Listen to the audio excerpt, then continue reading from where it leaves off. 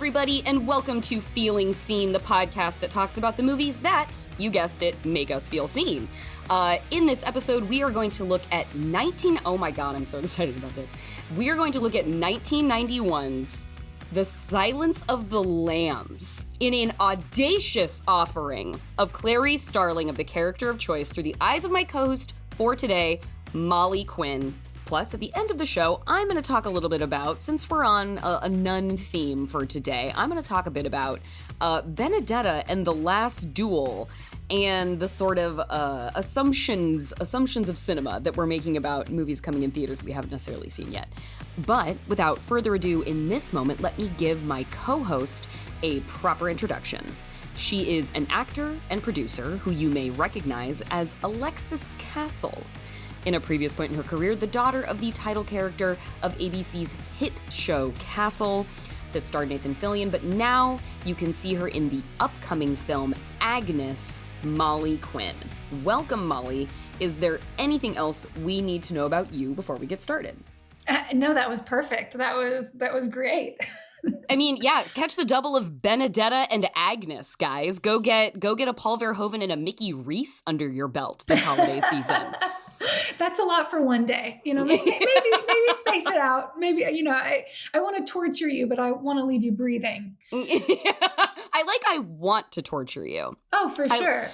I like that as a declarative on this. So now, as mentioned, you're the, you know, sort of original cell character that we're going to talk about here today is Clarice Starling from The Silence of the Lambs. One of the all-time performances in one of the all-time films from one of the all-time directors. So to start, I guess, just tell me everything about why you, like, when was your original experience of Clarice? Okay. It's a great question. And I'm going to try to tell it in order.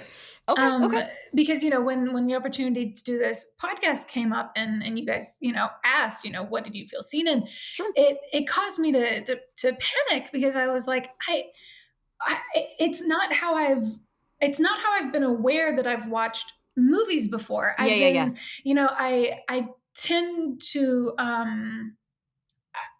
I tend to just kind of get lost in a world, For sure. and not be so character specific. There's also a lot to say, or I think that people could say when you say, I really connect with Clarice Starling. It's like, oh God, do people think that I think that I'm so smart or that I'm so cool? You know, it's like just a total mind fuck. Well, then it becomes a thing of talking about Clarice Starling as we perceive Clarice Starling, or as Clarice perceives Clarice Starling. Like, sure, it could take many different avenues. Absolutely.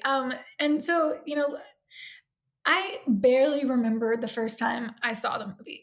The first time I saw the movie, I must have been really, really young. Mm-hmm. Loved it. Like it stuck with me, but in that way when you're young and you watch something that you can't fully understand, but you know it's good. Mm-hmm. My first movie memory is Hellraiser, so yeah. We'll tear your soul apart. I hear you. And then you rewatch and you're like, oh, this is about an affair. And, yeah. You know. Yeah, when I was 5, I didn't get what was going on here, but I was into it. Wow. Exactly. Twist. Exactly. Yeah, was it the colors or was it the story that I was interested in? Yeah. So yes, exactly. You understand what I'm saying. And then I had a really, you know, unique opportunity, which was in early 2020 when they were making the TV show. Yes. I got the audition. Mm-hmm. And I was really excited, but I hadn't watched the movie in a couple of years and I had never read the book. Okay. So I decided I'm going to read the book and then I'm going to watch the movie. And I loved the book. I got through it in like 3 days. And then I watched the film and I was kind of shocked at how much I related to Clarice. Mm-hmm. And also how, like, I've always, like, Jodie Foster is an incredibly talented woman. And I hadn't realized how much of her performance in that movie and everything else I had seen her in had kind of seeped in and had been the kind of performances that I wanted to give. Yeah. Like, very osmosis, like, hadn't really realized that she was someone who I really admired and looked up to as an actor. And then Clarice specifically as a character, I recognized that she is someone who came from a completely different world, small town, if you will, who admires her father, Yes. wants to be in some form of law enforcement, wants to be in some form of law enforcement, but has such greater aspirations for her life and really reaches for the stars, and not through being a genius, but through hard work and persistence. She makes it further than I can guarantee anyone in her life would have expected her to get. Yeah. I rewatched it again like last night, and Me too. like I had forgotten how early on, like it's immediate. I forgot how early on in the movie we get that shot of Clarice in the elevator surrounded by men in red polos. Yes. And she's already been out for a fucking morning run. She sprints back when she's told that she needs to go see Scott Glenn in HQ. And you get the immediate like light sort of check down of how accomplished she is. Like, well, you're top of your class. I don't know. They haven't posted grades. Like, but Clarice knows. But Clarice knows, you feel in your bones that Clarice knows she has to work twice as hard as everybody else in that elevator in a red polo shirt. And I forgot how early this movie says Clarice Starling is that bitch, and she is surrounded by a bunch of people who probably make a lot of assumptions about her size and her physicality and her gender at every turn that she is constantly having to upend. And I was like, wow, Jonathan Demme came out swinging with this. Okay, yes. Yeah, and it's, I love to read, and I love when books are adapted. And then a lot of the time I'm disappointed with how it turns out. And it's not even the fault of the film. It's just as a fan of books, you create your own narrative, and there are things that are important to you that you want to see represented in the movie version of the book that you love. And that scene is from the book. Like, it's one of the truest book to film adaptations that I've ever seen, which I really admired. And yes, like, that scene has always stuck with me. And another thing about it, personally, is I think Clarice has this too. When you just see Clarice and you see her working so hard, all you see is this capable person. Like, yes, like, her gender is female, but you see a very capable person. And then, they do the juxtaposition with her in the elevator, and you see how small she is. Yeah. And as a person, I have that realization quite a bit. Like, when I'm doing my thing and I feel like, yes, I'm putting one foot in front of the other to pursue my ultimate goal. And I feel, just strong that I'm putting in the work. And then I will literally be around people and realize, oh my God, I'm so small. Right. I'm so small. And I'm still trying. But I am physically small. Yeah.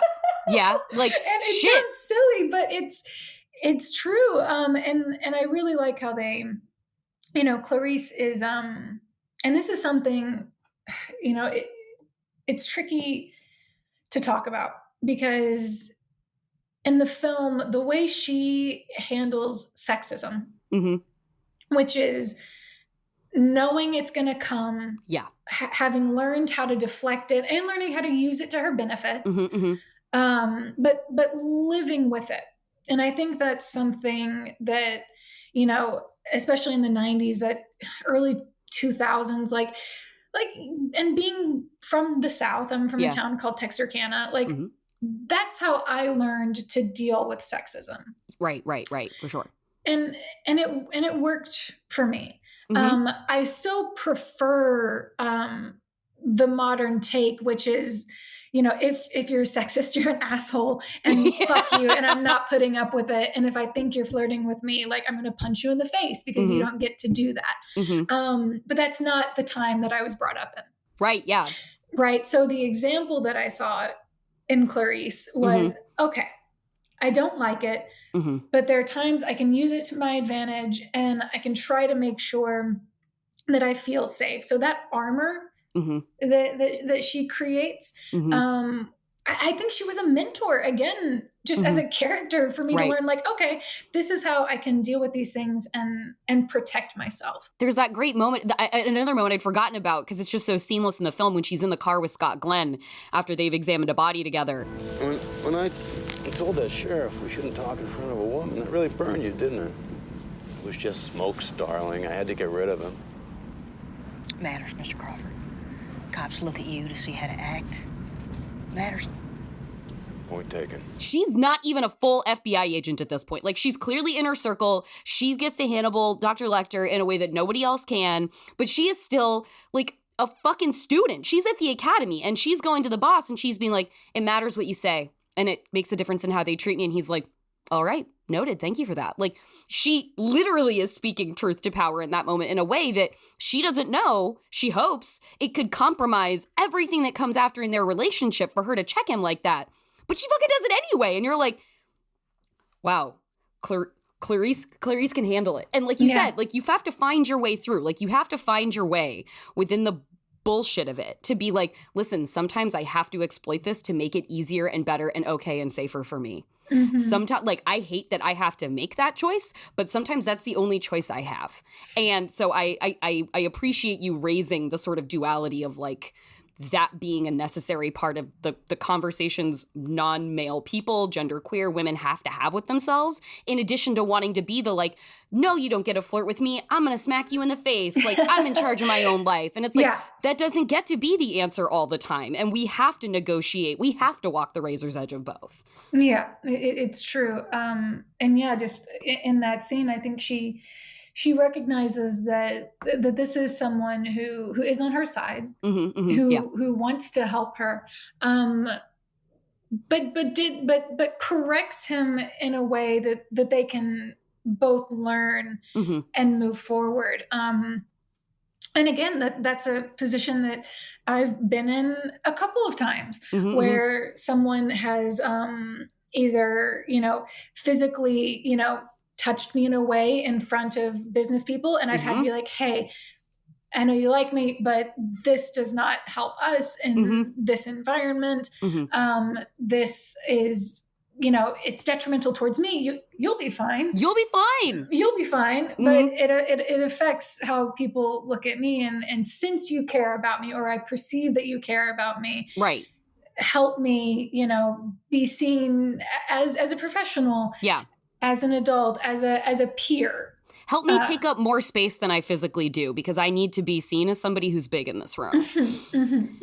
And I think there's an interesting, I like the Jodie Foster aspect of this too, specifically. Like you were saying, I mean, just a titanic performance and her physicality on screen. But like Jodie Foster too is somebody who we watched grow up on screen. Jodie Foster went from a child to adult in front of our very eyes, playing some of the most, like, growing into some of the most, like, intensely iconic female performances of the era, particularly around the 80s and 90s in films like this and a film like The Accused. And I was, reading stuff, catching up, trying to sort of get a sense of your approach to things. And, talking about producing on this film, you remarked upon how, like, the idea of, like, with you coming up through the industry, having spent so many years on Castle, and us really, Molly Quinn growing up in front of our eyes, there's a perception of actors and then what they get offered and the work that people think of them for versus the reality of who they are and what they want. And you are one of those people who, having come of age in the industry, you have had to, like, in progress, not like you have had to in progress be like, no, this is the career that I want to have, and this is the career that I had have that I loved, but now I'm carving a new path of self-determination. And you have Clarice in this movie too, and you have Jodie Foster of this actress too, who are so sort of beholden to the legacies of them, but are trying forcefully to carve this path of self-determination. And I liked kind of the consideration of those parallels between the two of you. Well, that's an incredible parallel that I mean, I'm flattered. I'm like, as a young Jodie Foster, Molly. Oh man, I mean, but take it, run with it, yeah. And she's a multi-hyphenate. You know, she's a director. Absolutely. She's just a fantastic director at that. Yes, it's art is really kind of it's fascinating because people, I think in acting specifically, especially when, you know, what you want is a hit. You know, you want a castle. You really want that. It's very important. Helps. And big it help. feels great. It's a big help. Yeah. And it's exciting to tell those stories and have people connect with you in that way. But because this is such a face-forward medium, people have a hard time letting you change, accepting a change. Yeah. Even though it's a great example. People have literally watched me grow up, but they also haven't. Like it's kind of like stuff. Yeah, they kind of think they have, and that's like they like nobody means to, but there's just like suddenly like a Rolling Stone series of assumptions that like, oh well, we've watched real Molly, who we know is an actual person and a fully fledged individual, grow up, and it's like, oh, that's not quite the case, but I appreciate you being here with me, and I love who you love. I love that you connected to Alexis, and I love that. But now it's time for me to hit you over the head a little bit with Agnes and show you everything else. And that, I guess, is the positive struggle of being an actor, of being an artist, which is you have to keep pushing the boundaries to show people that there is more, that there are other stories to tell. So that's why I'm excited for people to see Agnes, because it's near and dear to my heart, and it's a very different character than people are used to seeing, but one that I believe has just as much merit for people, and I hope they connect to Mary in a similar way. In that, what I mean is, and how I look at being an actor is really being kind of a channel for people to see themselves in and to work through problems. I couldn't agree more, Molly. I couldn't agree more. Well, thank you. Yeah, that's and that's what I hope to always do. And even if that's only behind the camera or in front of the camera, or doing both at the same time, like with Agnes, I think it's just an amazing way to heal yourself and to deepen your relationships on top of being entertained, you know, because that's the obvious thing. You know, you're entertained watching Silence of the Lambs. You know, it's a great movie. Absolutely. But then when you think about Clarice and this is a slight tangent, but just something I'm really connected to it in the book, and they barely touch on it in the movie, but you know, everyone is hitting on her.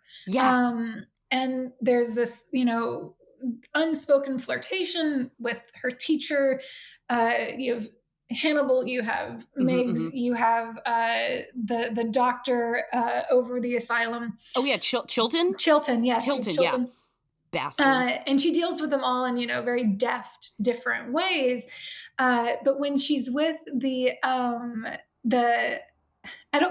it called? It's not an insectologist, but when she's with the etymologist. I think that's an etymologist. Yes, yeah. When she's with the etymologist, and you see her actually flirt back. What do you do when you're not detecting Agent Starling? Try to be a student, Dr. Pilcher. You ever go out for cheeseburgers and beer? The amusing house wine? Are you hitting on me, Doctor? Yes. Oh, yeah. She is like, I'm going to give as good as I get at this moment. It's a fascinating texture in a character that really dissociates herself from that kind of interaction with people the whole time. Except he's so kind. And in the book, that's who she ends up with. She ends up dating him and being, and to me, and especially watching it now, it was so true to life. You know, she isn't an ice queen, which is what people tend to think when, you know, women don't accept the guy attention. walking down the street who catcalls you and he's like, ugh, bitch. Exactly. Thanks. But we do want love, but we want real love. Yeah. We want real admiration, you know, we want real affection and tenderness. And especially someone like Clarice, who has had, she had a real traumatic childhood, you know, and really had to rely on herself to get to where she is. And this is just one step, you know, we're just seeing a part of, we're literally seeing her school life. We're not getting to see what she goes on and what she accomplishes, which I think is a lot. So to have those things, we all need companionship. You know, we need that love. So I really like that choice. And I so agree with that choice that Clarice makes to give attention to someone who, even in that one scene in the movie, you can just tell he's kind and he's a goofball and he's real. You know, and that's what she responds to. He's impressed by Clarice as much as he's attracted to Clarice. Exactly. That's exactly it. That's exactly it, man. And it's just, you know, in my own dating history, you know, I got to a point where it was like, everything I'm initially attracted to is wrong. It always gets me in trouble. That feels like the unifying female experience. Maybe. I hope there are women out there who are much smarter than me. But at least a very common unifying female experience. And I said, I was like, if you keep doing this, if you keep going after what feels like this initial attraction, you're just going to get it's the definition of an insanity, right? Yeah, like I found my pattern here, Jesus. So let's try to break it. Let's try to open the door, go for something different. And that's how I met my production partner and fiance, Ilan Gale. I literally, we had been friends, but you know, he had never really like laid on the vibes and good man. Or if he had, I hadn't really noticed, you know, but we would just have like nice conversations. And I was like, you know what, I'm going to ask him out. I'm going to see. And feminism, ladies and gentlemen. And it was great. And I did. And he has been an equal partner in all things and a supportive partner. And it's truly because I just said, all these other things you're doing are wrong. Like the flashy, you know, popinjays out there, like it's not working. Let's try to go for someone who's genuine and who has a real unique opinion, you know? So I wonder now if part of that realization again goes back to Silence of the Lambs and Clarice. I'm now wondering all roads lead to Clarice as far as I'm concerned. I'm wondering how much of her has impacted my life. All right, we are going to take a quick break, and when we come back, Molly is going to talk about her connection to the horror genre. So stay tuned.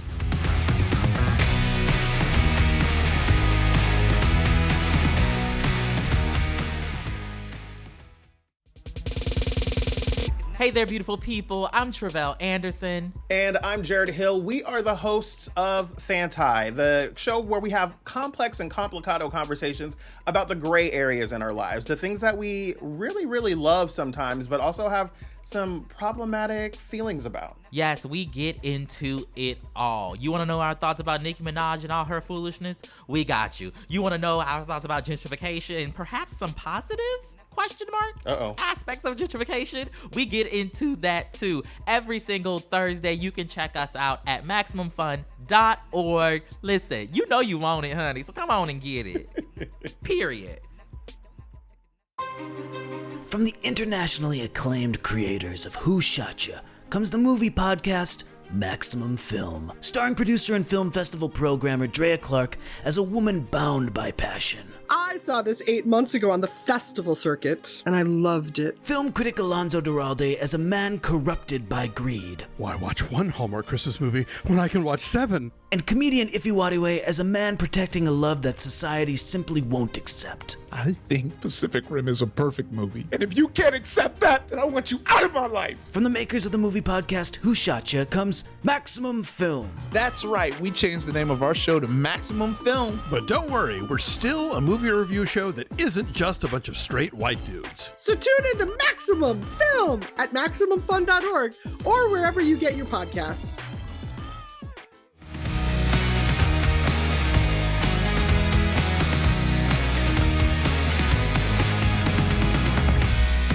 Welcome back to Feeling Seen. I'm your host, Jordan Crucchiola, and I'm speaking to Molly Quinn about Clarice Starling from The Silence of the Lambs. Getting back to the role of Clarice and the performance of Jodie Foster. I mean, I feel like the performance in the role, I feel like it's almost like they age even better than they could have landed on Impact, because for Clarice to exist as she does in 1991, to feel like a character, like to examine her for how we talk now and the way discourse is now and what we know now and what we're willing to say out loud now, the character holds up phenomenally well. It doesn't feel like something that needs to be sort of consigned to like the 90s where it's like, well, we weren't as far as we wanted to be yet. No, like Clarice feels like a woman of any time.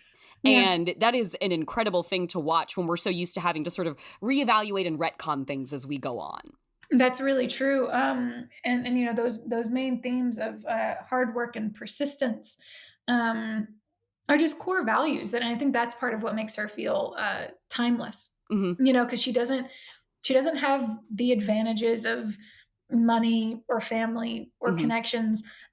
She doesn't have a photographic memory, so she's a super genius. Right, yeah. She works hard. She has her close group of friends, and she deals with problems as they come up. And she's a creative problem solver. Mm-hmm. You know what I mean? And I do mm-hmm. think that there is real world value to that, more so than just being, because I think, and this is always my issue with characters that are just honestly like the Sherlocks. You know, that are just like, that was sort of immediately was like Sherlock in his mind palace, just like piecing everything together from thin air. Yeah, exactly. And I think when you're like that, it's first off, it's not real, so it's kind of hard to connect to. Yeah, first off. And if you are close to that, I think there tends to be an inability to get cretive when you don't immediately know the answer, or it's not in the realm of your expertise. And you know, I don't consider myself, I'm not a very smart person. I'm not good at spelling. Okay. There are many different kinds of intelligence, Molly. I kind of refuse to accept this. Well, no, like this is the point that I'm getting to. Okay, it's, great. I'm here for you. But I do work hard, and when there are things that I want, mm-hmm. I really put my all into it, and that works. Mm-hmm. You know, passion coupled with hard work and persistence, and surrounding yourself with people who support you, but people who are also smarter than you in certain areas. Mm-hmm. That helps you achieve, and it teaches you, I think, the overwhelming gains you can get by surrounding yourself with community. Yes, community. It teaches you that you're not an island, mm-hmm. and that there's more to learn by allowing different people of different expertise mm-hmm. into your life. Mm-hmm. And so that's what I mean, and that's mm-hmm. that's what I love about Clarice, is that she isn't afraid to ask questions. Mm-hmm. If anything, I think she's a pro question asker. Oh God. Yeah. And she knows class. That, yeah. And she has to do things by herself too, you know, like when she is, moving the door up at the storage unit. Oh my God. And she has to get her own, her own car jack and the whole thing. She is willing to get her hands dirty. I love that about her. I really I feel seen by that. I really, really do. Well, a thing I wanted to, like, you know, like you said, like sort of finding your people who will complement you and sort of like complete the total picture of yourself. And I've you know, you obviously like genre film, horror film, and you've mentioned that being like you and I think your business partners are kind of all on the same page about that from what you've expressed. Mm-hmm. And obviously we have Lambs at discussion here, and then we have Agnes, which is coming out. And I wanted to hear about like, what is that relationship with, like, my area of emphasis is horror, and particularly sort of like queer influence in history in horror. Mm-hmm. So I always want to know, like, where does that relationship with the horror come from, and why is there that strain of resonance for you in the genre? It's a great question, and it's kind of a lifelong pursuit too. You know, I think the stories that you can tell under the guise of horror are really varied, and you can get into some very you know, it's kind of like when you put your dog's medication in peanut butter.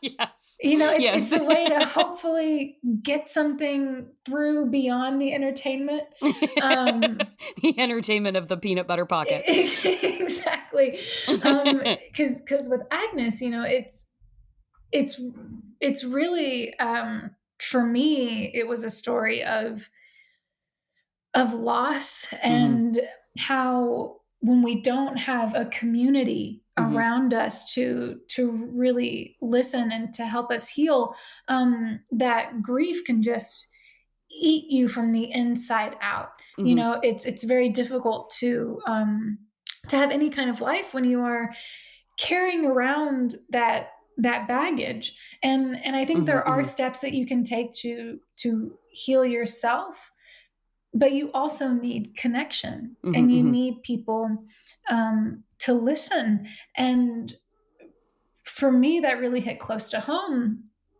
because, you know, my biological family, they're not listeners, and they weren't, in really detrimental ways. A friend of mine died when I was 15, and everyone around me was just, you know, saying everything happens for a reason, like immediately. I grew up in a very very religious town, and most of my close friends growing up were evangelicals, Foursquare typically, and a lot of faith-based stuff like that. Doesn't help in the moment. No, it doesn't help in the moment. It doesn't help at all. It's so detrimental. And I had no one to talk to. And you know, that's one aspect that made me really turn away from religion. I'm bisexual. I came out to my dad twice. We love it. Thank you for sharing. Queer space. Proud bisexual. Proud asexual spectrum. Here we go. Yeah. Fly the flags. Dude, like, I came out to my dad twice, and God damn it. And each time, like, I remember the second time in particular, he was like, "Oh, is this just because of that thing that happened when you were a kid?" And I was like, "You mean when I was molested by my babysitter?" No. That thing was a traumatic experience. This is something I've had to work through on my own to realize that I identify and I'm attracted to women and men equally. And it's a very important part of my life. You're like, and that it's also a fucking joyful part of my life. Like, it's a part of me I celebrate. It's not a part of me I mourn. Not at all. I want to punch your fucking dad. So I have punched him. It was a wonderful experience. But you know, those are all the times that I tried talking to them before I finally realized, you know what? I have nothing to prove. And I know that it can be wonderful when you have biological family that listens, but I don't. But I do have other people in my life who can be there for me. And, you know, one of those people is my friend, David Dastmalchian, who's an incredible filmmaker and actor. What a talent. God. What a talent. What a talent. Jesus. He's really... And what a story, what a life. Yes. And like, I remember I was at his house. We were having dinner with him and his wife Eve, and he said something to me. He was like, you're so well adjusted, basically. And at the time, I was really kind of roiling on the inside because I'd been having this reoccurring nightmare for a week straight about my damaged relationship with my mom. And I finally just looked at him and I was like, David, I'm falling apart. I told him about this dream and I didn't know what to do. And he listened and he was like, this is a really great therapist that I know. Talk to them, reach out. And I did, and it was incredibly helpful. And so like, as a person that he was just there to listen and that he shared resources with me to help myself. That's a friend who wants you to have that's a person who wants you to have the help you need to get better, not the help they want you to need to be what they need you to be. Yes. And that's why he's family. And quite honestly, that's what Agnes is. It's all those things that I went through, that I felt like, and I'm proud of all the work that I did do by myself to kind of claw myself into some type of healthy mindset. But if it wasn't, I'm just meeting you and I want you to know I'm proud of you for that. I want you to know that. It's fucking impressive. Thank you. But it got so much better once I found my family, my chosen family. Absolutely. And they shared their space. And like you said, they wanted me to get the help that I needed, not what they thought, was right or yada, yada, yada. And that's what Agnes is. It's really exercising all those demons. And that time when I was trying to do things by myself, and that was only because no one that was supposed to listen in that movie, the church, they're supposed to be a spiritual guide, but they're not.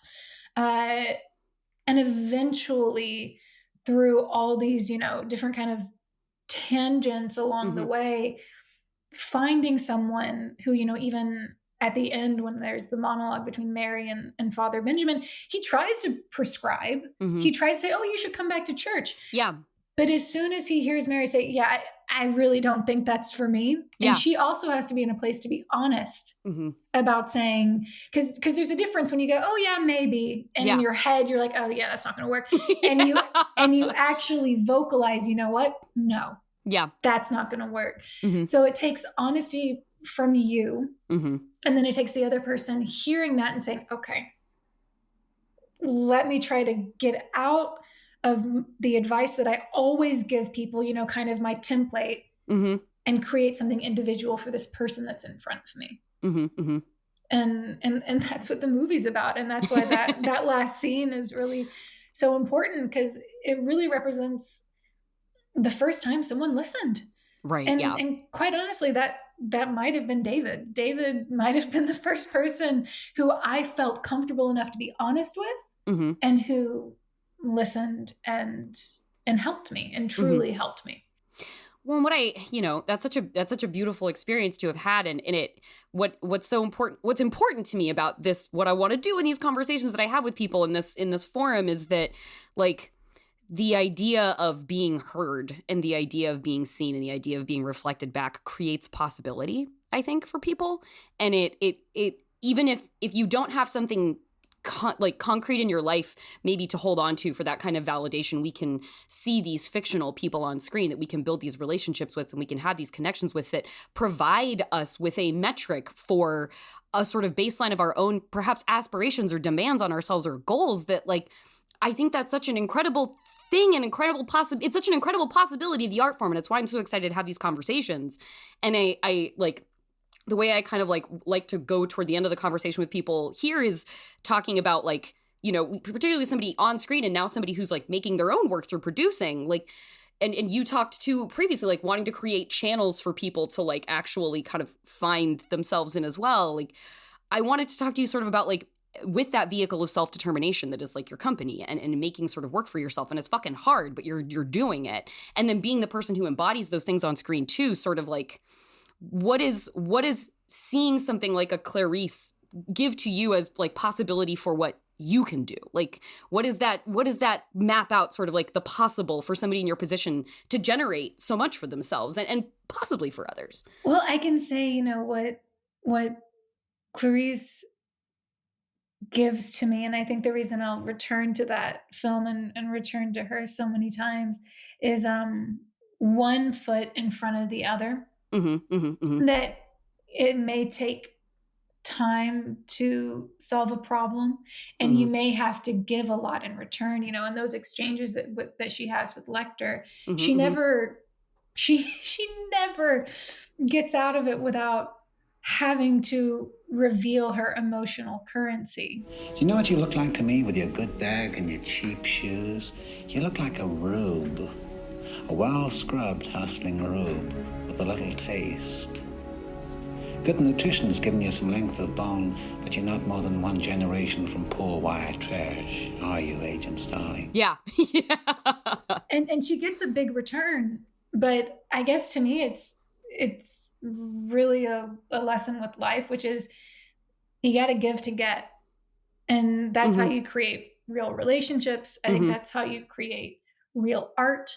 And yeah, that's the lesson I take from her, and that I feel personally, and that I feel for our company. We are in the beginning of something, but I feel that if we keep giving all of our emotional currency to it, I think we will attract other artists who see that we are just as willing to put our heart on the line as they are.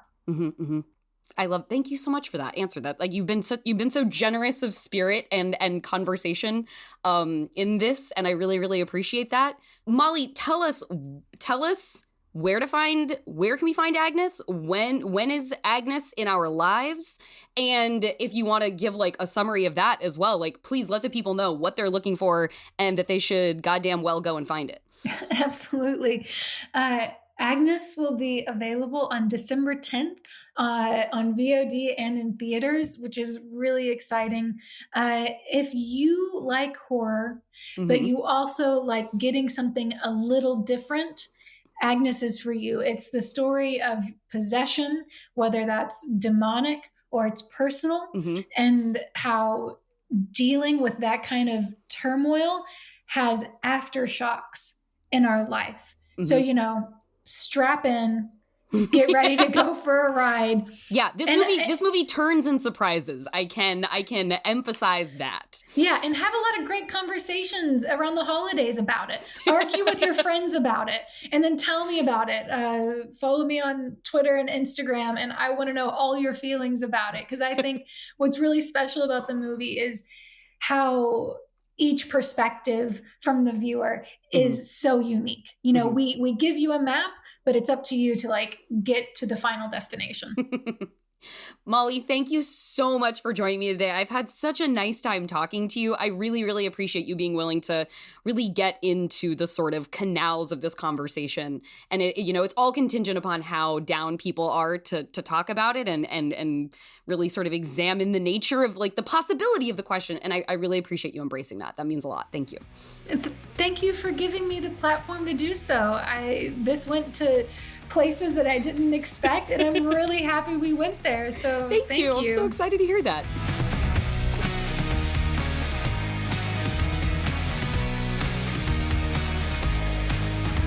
That, everybody, was the wonderful Molly Quinn. Please do check out Agnes. Support little independent films. It's so exciting when it's out on demand now, but if you can catch it in a theater, because it is playing on some screens and you feel safe doing so, it's a really cool thing to be able to do, to support little artsy genre films, because the theatrical experience is pretty rare these days for movies at a mini level. But before we end, I wanted to talk about another pair of movies that either were not necessarily easy to see in theaters or that no one went to. And those two movies are Benedetta, like I said, we're making it a nun theme, Benedetta and The Last Duel. Now, people didn't show up in droves to see Benedetta because it's a French language film by a Dutch director. And yes, he's the guy who did RoboCop and he's the guy who did Showgirls. And then there is The Last Duel, which is a Ridley Scott film starring the megawatt stars Ben Affleck and Matt Damon and the incredible talents of Jodie Comer and Adam Driver that approximately 7 people went to see in theaters.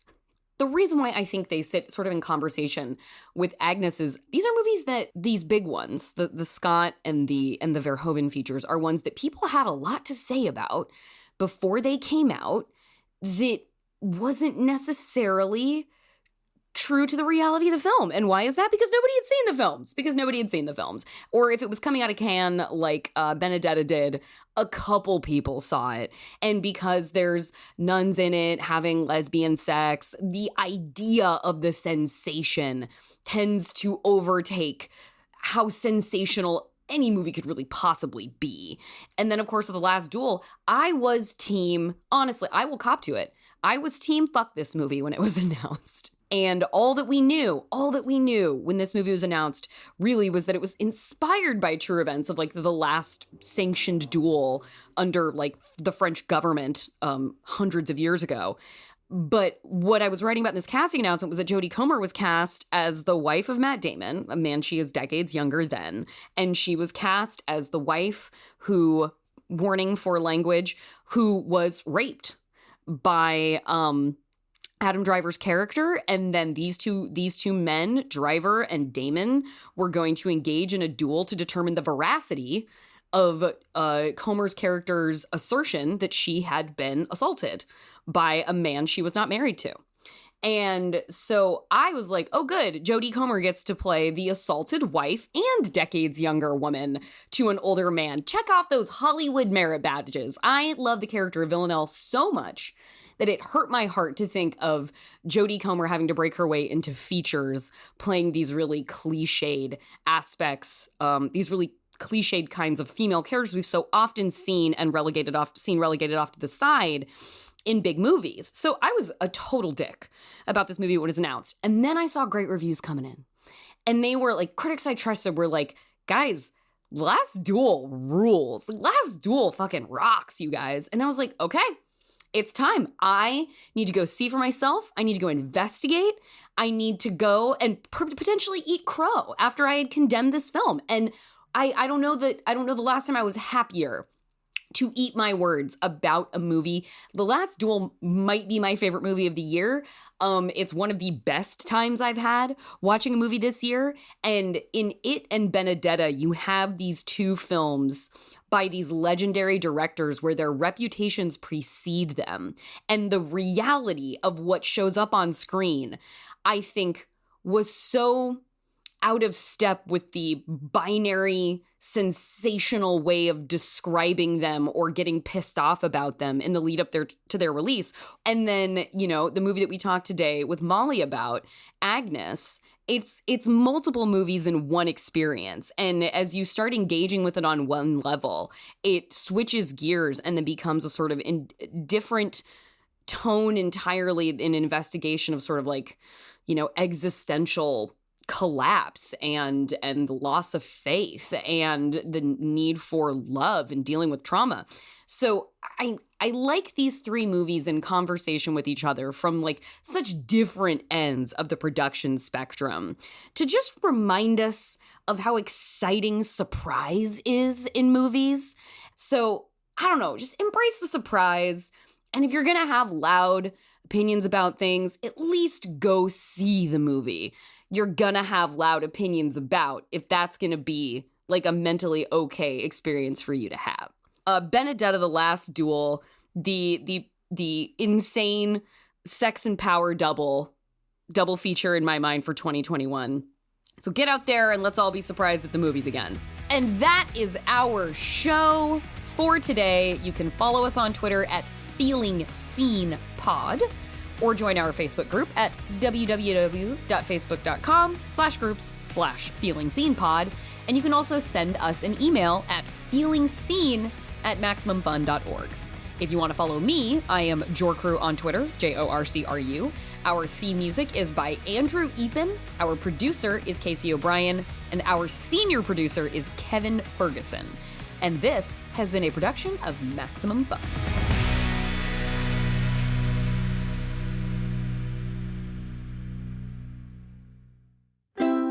MaximumFun.org. Comedy and culture. Artist owned. Audience supported.